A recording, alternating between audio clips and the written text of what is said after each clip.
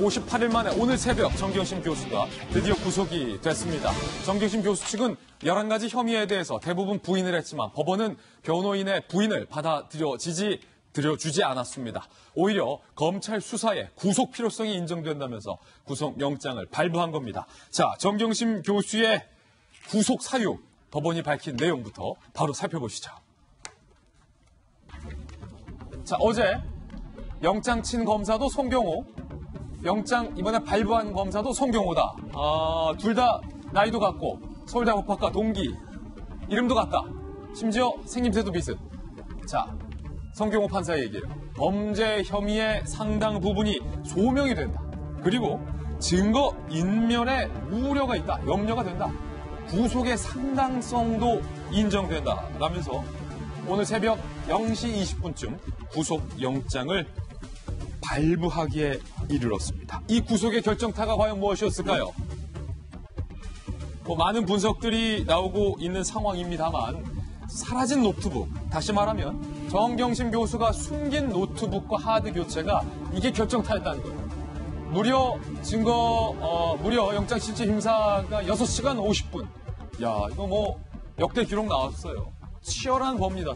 상당히 장시간 동안 어제 재판이 있었고 영장실질심사가 있었고 사라진 노트북, PC 하드 교체 등등 증거인멸 의혹, 영장 발부의 결정타였다.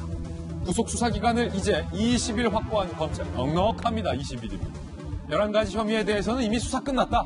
검찰에서는 이런 얘기 나오고 있고 이제 20일 동안 11가지 혐의 이외에 아마도 조국 전 장관과 관련된 혐의에 대해서 검찰이 이제 수사를 할 수 있는 대의명분과 충분한 시간까지 확보를 했습니다. 사모펀드, 공동학원 등등등 남은 의혹의 수사를 확대할 방침입니다.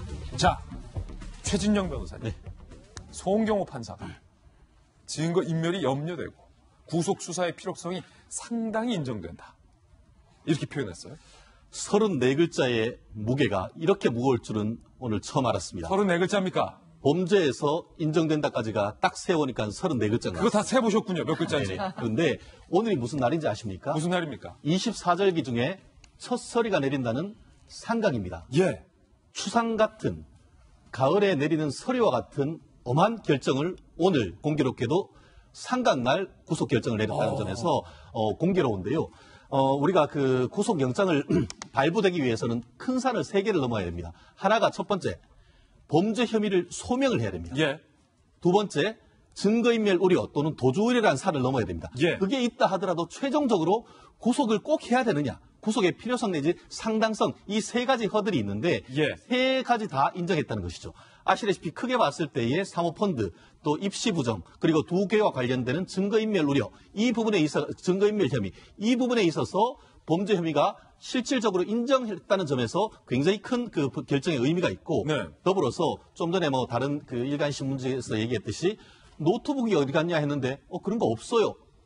그리고 또 그 조국 전 장관의 인사청문회 전후로 해서 관련되는 중요한 참고인에 대해서 여러 사람이 만나가지고 이런저런 논의를 했다는 그런 물적 증거나 인적 증거에 대한 인멸을 시도했다는 그런 것에 대한 법원의 인정. 나아가 말씀하신 것처럼 정경심 교수가 막판에 예. 뇌와 관련된 질환이 있다. 이런 부분에 대한 소명을 했지만 법원은 그런 것이 있다 하더라도 충분히 구속을 감내할 수 있다라고 해서 구속의 상당성까지 인정했다는 점에서 예. 하나하나가 지금까지 특히 여권과 조국 전 장관의 가족을 지지했던 하면서 아무 근거도 없이 검찰이 칼을 휘두른다 했다는 점에 대해서 정말 가을 서리와 같이 한 번에 정리한 결정이었다. 이렇게 얘기할 수 있을 것 같습니다. 이번 정경심 교수의 구속과 관련돼서 송경호 판사의 판단이 추상 같은 판단이다. 최재형 변호사님이 아주 시적으로까지 표현을 했는데, 자, 보세요. 유시민 이사장이 저 동양대에서 PC 반출한 거는 증거 인멸이 아니다. 증거 보존이다. 검찰이 뭘 잘 모르고 있다. 내가 검찰이라면 구속영장 청구 안 할 거다. 왜냐? 기각될 거니까. 윤 총장도 책임져야 된다. 저거 증거인멸 아니다. 라고 유시민 이사장이 수차례 어제까지도 주장을 했는데 법원에서는 유시민 이사장의 궤변에 대해서는 듣지 않은 거군요. 그거 증거인멸이다. 이렇게 본 거죠. 그렇습니다. 실제 이 부분에 대해서 그 변호인 측의 논리는 그거였습니다. 실제로 예전에 그 컴퓨터의 하드디스크를 이렇게 빼가지고 갔는데 그거에 대해서 대법원까지 가서 무죄 받은 판결이 있긴 있습니다. 그런데 이번 사안은 그 사안과 다르다.